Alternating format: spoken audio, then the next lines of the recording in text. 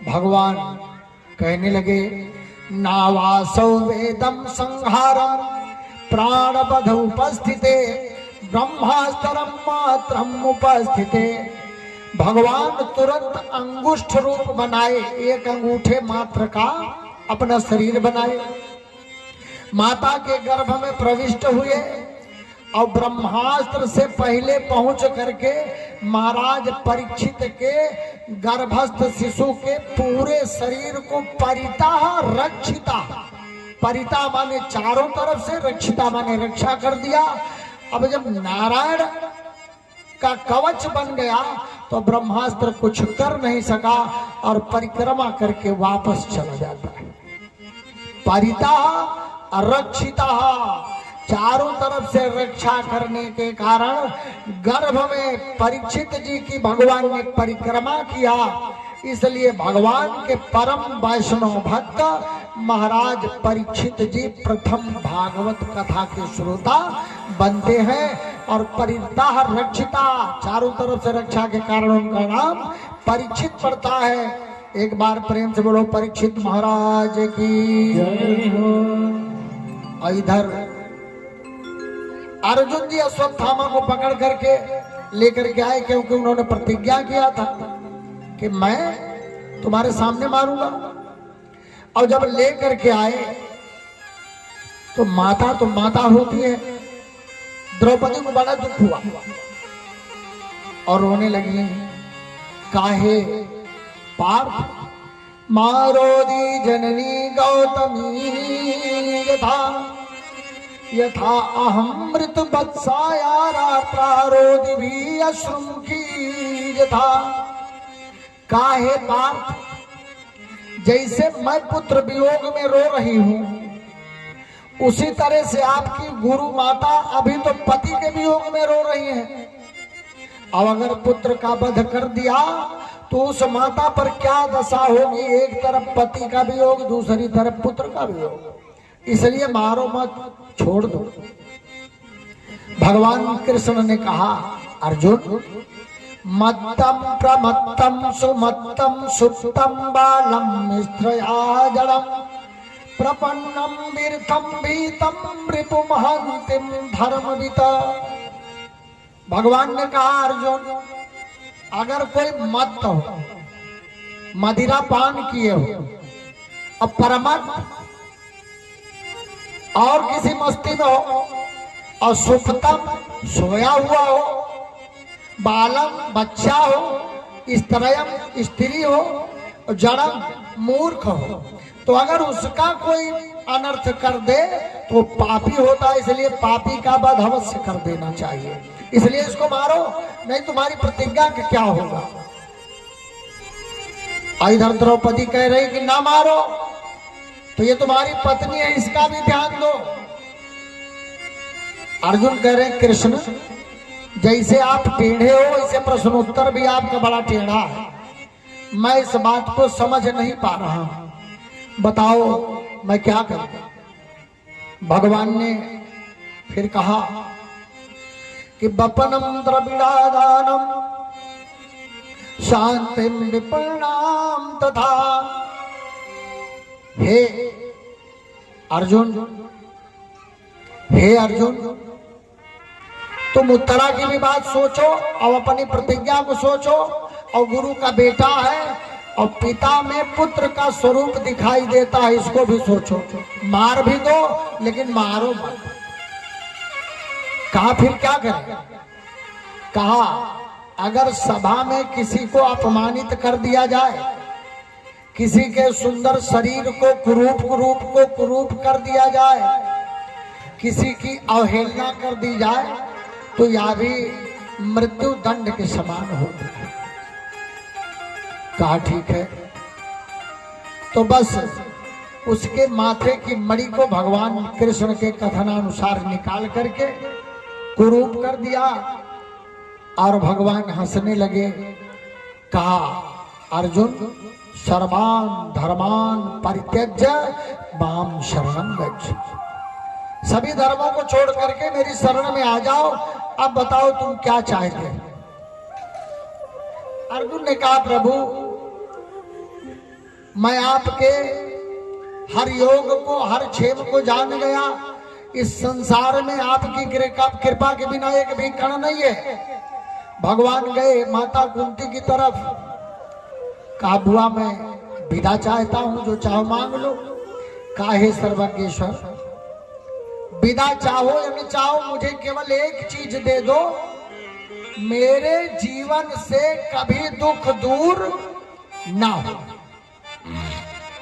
कहा ठीक है। कहा इसका मतलब, कहा जब दुख दूर नहीं होगा तो जब हमारे ऊपर दुख आएगा तो मैं आपको मनाऊंगी, अब आप मेरे ऊपर आकर के कृपा करोगे, दर्शन होगा। तो इस प्रकार भागवत कथा के श्रोता महाराज परीक्षित का जन्म होता है। एक बार प्रेम से बोलो परीक्षित जी महाराज की जय हो। और भागवत कथा सुनाने वाले सुखदेव जी महाराज निश्चित रूप से एक बार किशोरी थी, गोलोक धाम में किशोरी जी थी और उनके लीला सुख थे एक तोता। और किशोरी का स्वरूप भगवान शिव पुराण में लिखा गया है। राधिका जी के विषय में थोड़ा सा जानिए आप। अर्धा राधा, शरीर का आधा अंग भगवान शिव के। एक बार भगवान शिव ने भगवान नारायण को मोहिनी रूप में देखा था, ये सारे लोग जानते हैं। तो नारायण ने भगवान शिव से कहा कि प्रभु, जितने पल हम आपके साथ मोहिनी रूप में, स्त्री रूप में थे, उतने वर्षों तक आपको स्त्री रूप में मेरे साथ लीला करनी होगी। कहा ठीक है, लेकिन विवाह नहीं करेंगे। तो भगवान का 16,108 विवाह होता है, लेकिन राधिका के विवाह का किसी पुराण में कोई वर्णन नहीं है। और लीला पूरी किया तो ये राधिका भगवान के शिव के शरीर से वो पुंज निकला और तपरत था, तपस्या में लगा हुआ था। तो ये लीला सुख थे। जब भगवान के जन्म का समय आया तो राधिका जी ने उस लीला सुख से कहा कि मैं भगवान की लीला में चल करके सहभागिता करूंगी। तो सुख रोने लगा। तो माता ने कहा कि हे सुख, तुम रो मत, और मैं प्रभु के साथ जिस लीला को करूंगी, तुम उस लीला का गुणगान करके जगत का कल्याण करोगे। पृथ्वी पर तुम्हें भी अवतरण होना पड़ेगा, पृथ्वी पर आना पड़ेगा। अब लीला सुख संतुष्ट हुआ। भगवान की इच्छा, एक दिन नारद जी महाराज श्री नारायण का स्मरण करते करते भजमन नारायण नारायण नारायण, भजमन नारायण नारायण नारायण,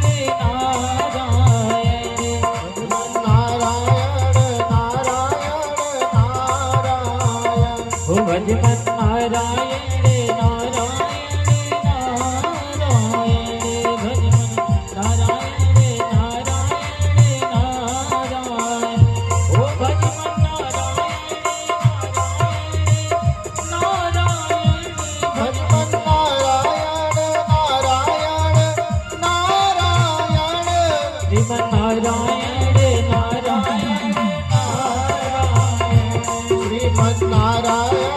नारायण नारायण, भजमन नारायण नारायण नारायण, भजमन नारायण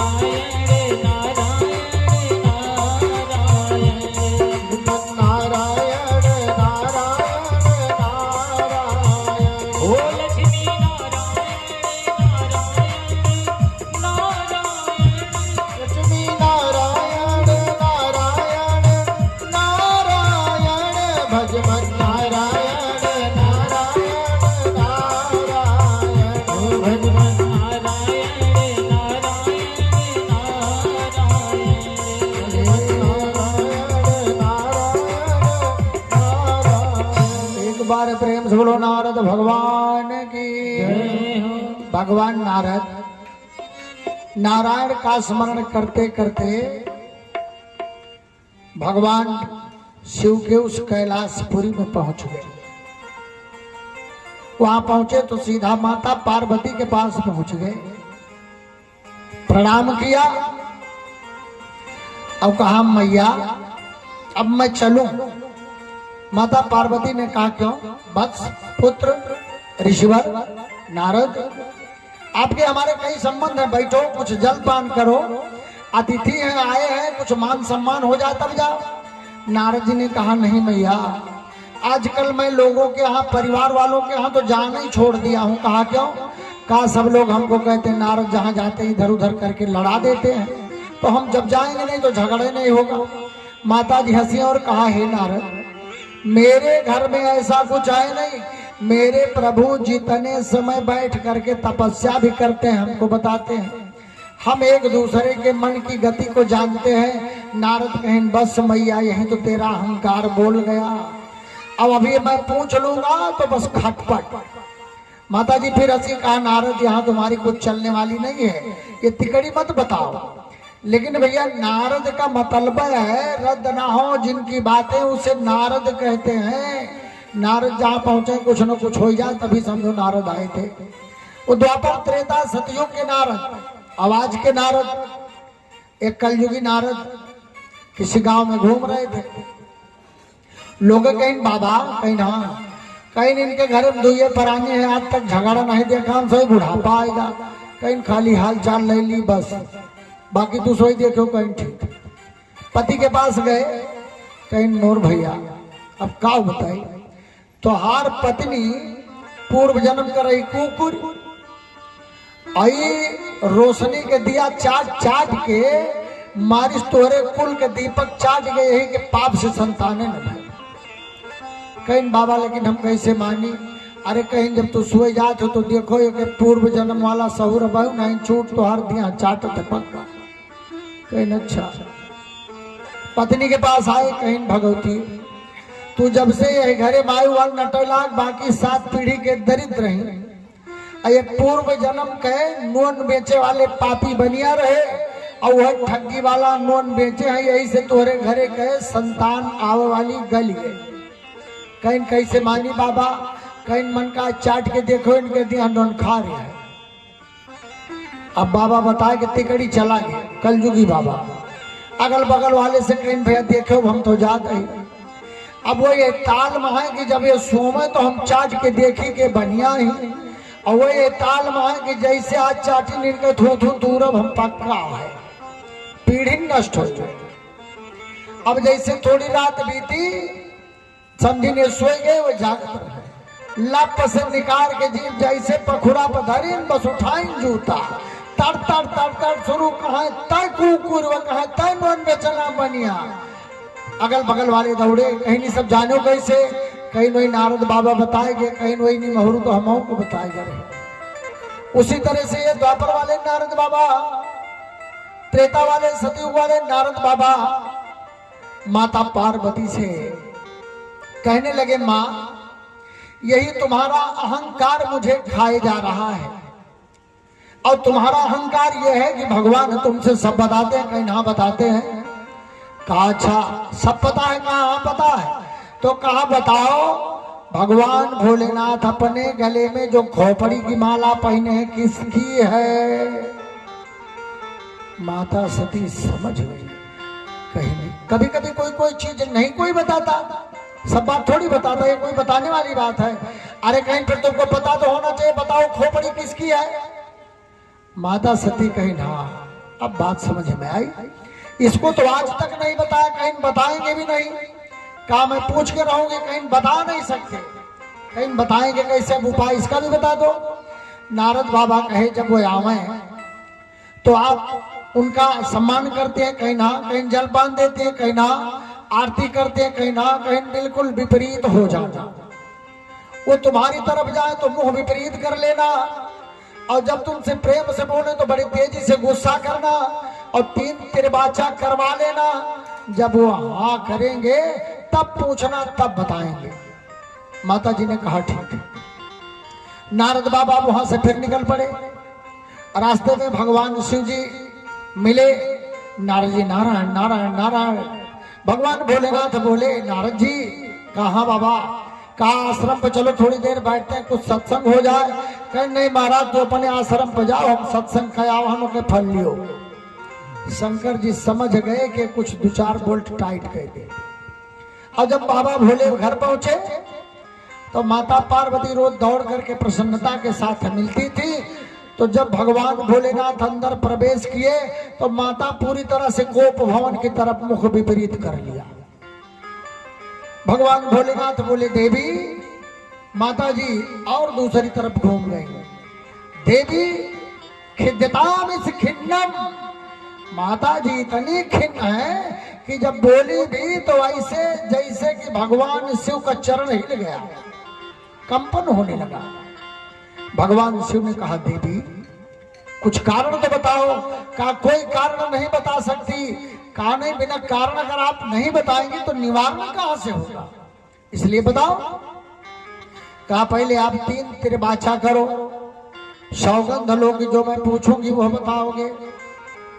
भगवान भोलेनाथ 3 बार हाथ में जल ले करके बताऊंगा बताऊंगा बताऊंगा कहे।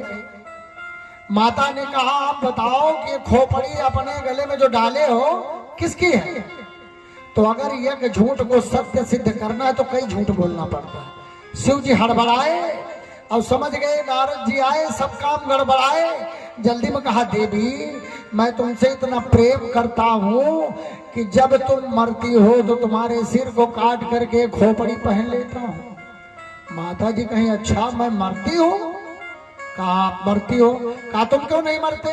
कहा मैंने अमर कथा सुन ली इसलिए अमर हूं। कहने के बेईमानी और पता चल गए, आपने अमर कथा हमको सुनाई नहीं, हमसे बेईमानी किया, इसलिए नारद जी आज हमें ज्ञान करा गए। मेरा अहंकार टूट गया, मेरा भ्रम छूट गया। आज के बाद मैं कभी भी किसी से यह कह नहीं सकती कि हमारे और भगवान भोलेनाथ के बीच में कोई संदेह नहीं है। अब भगवान हड़बड़ाए और घबराए कि एक बार देवी के मन में संदेह हुआ तो प्राण से हाथ धोई, फिर वह आफत फाट पड़ी। वाह नारद, क्या किया तुमने। कहा देवी कोई बात नहीं। माता ने कहा ये सब कोई बात नहीं, आप बताओ कि मैं मरूं और तुम मरो ना।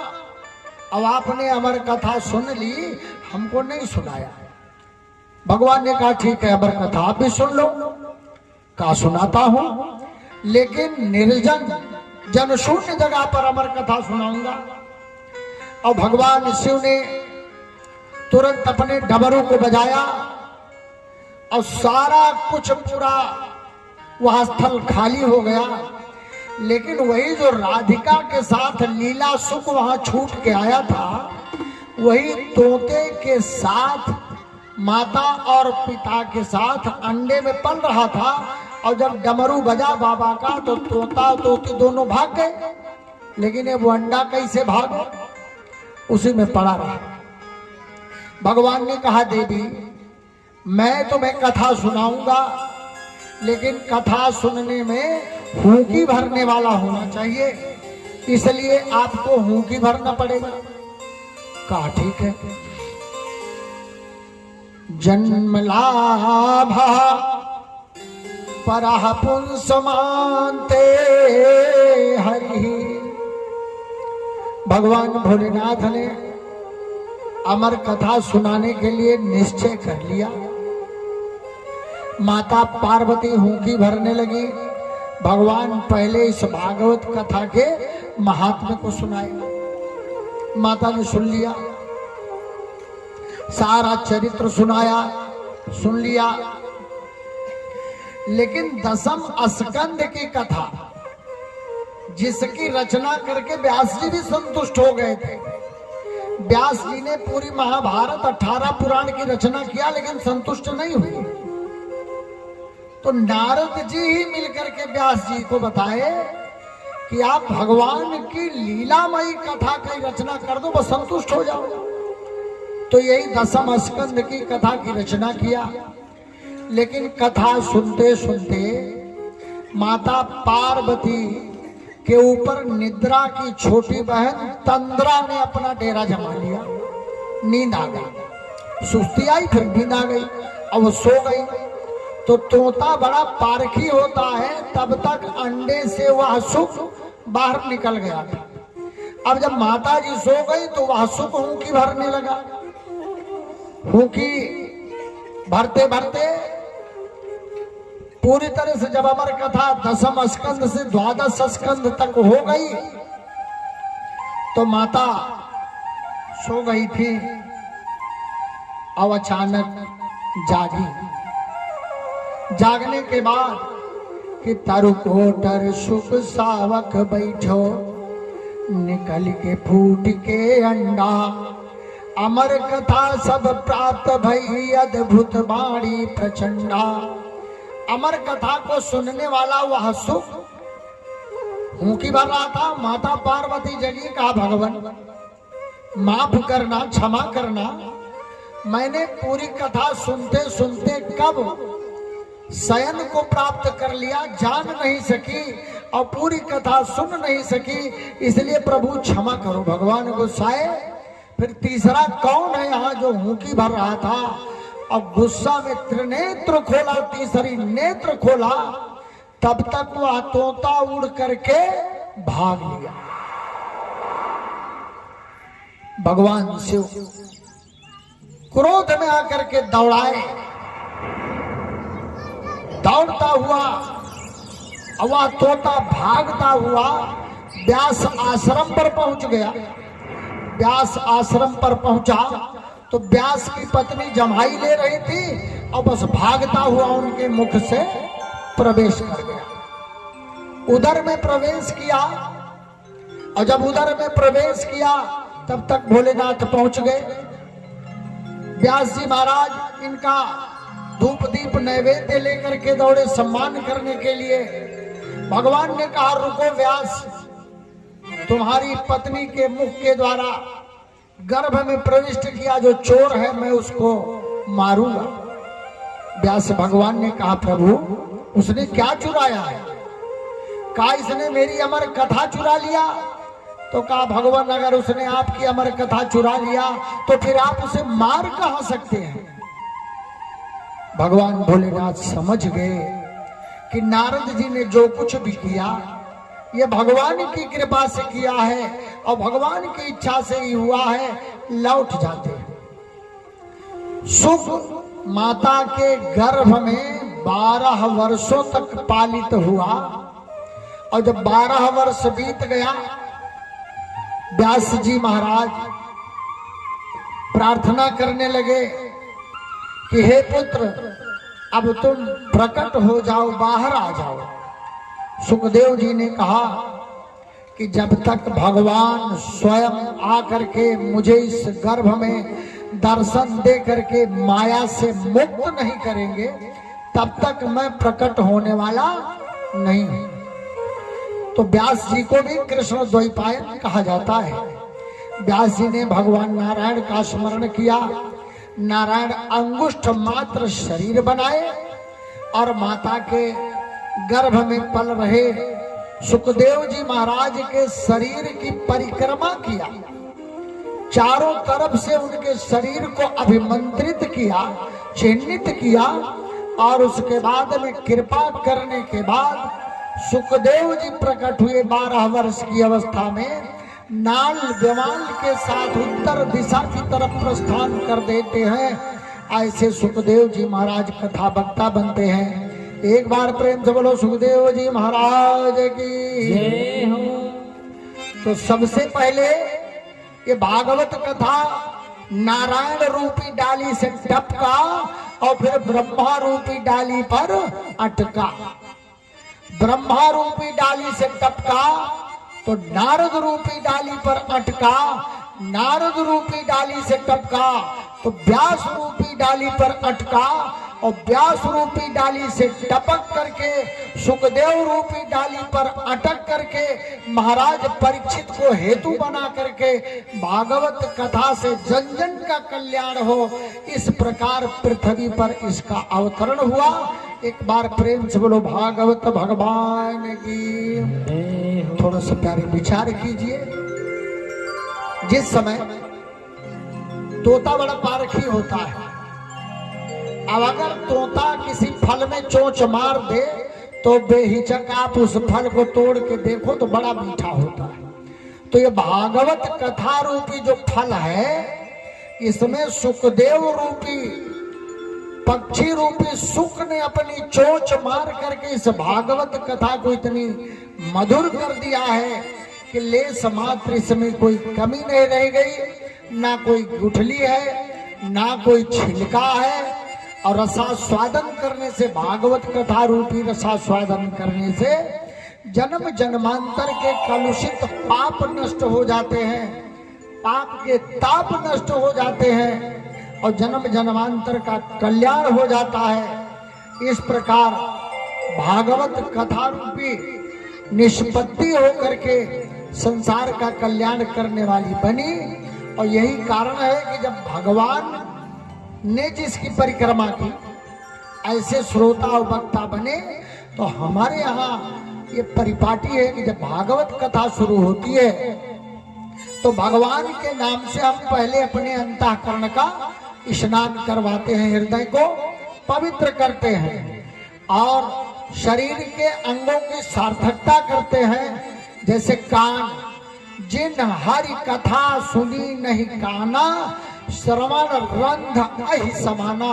जिसने अपने कानों से भगवान की कथा नहीं सुनी तो समझ लीजिए कि उस सांप के बिल जैसी निरर्थक है। और जीवा जेहि नहीं करई राम गुण गाहा, जी सो दादुर जीव समाहा। अगर इस जीवा से राम का नाम न ले हम सब तो समझ लीजिए कि जीवा मेढक की है और टर टर करके समाप्त हो जाएगी। जीवन लीला कुछ भी बचने वाला नहीं है। इसलिए निश्चित रूप से नारायण इस जगत में दो बावत काम, देना मुट्ठी अन्न की, लेना भगवन का नाम। सीताराम सीताराम सीताराम, राधे श्याम राधे श्याम राधे श्याम।